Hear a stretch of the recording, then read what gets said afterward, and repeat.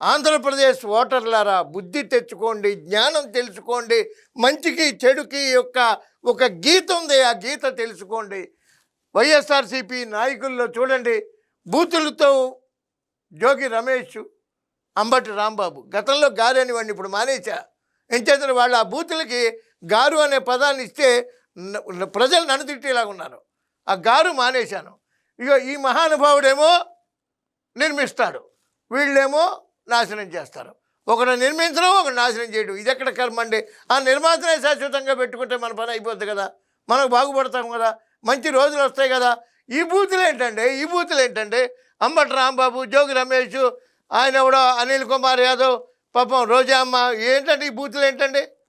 బూతులా అంటే మీకు ఓట్లు వేయకపోతే ప్రజల్ని తిట్టండి, వెళ్ళి చెప్పు తెచ్చి కొడతారు ప్రజలు. ప్రతి నియోజకవర్గానికి వెళ్ళి మాకెందుకు ఓట్లే లేదు అని ప్రజలు తిట్టండి. నిర్మించే చంద్రబాబు నాయుడు గారిని, కష్టపడే లోకేష్ గారిని, రామానాయుడు గారిని, అశోక్ గజపతిరాజు గారు లాంటి ఒక నాయకుడి మీద మీ పార్టీలో చూపించండి.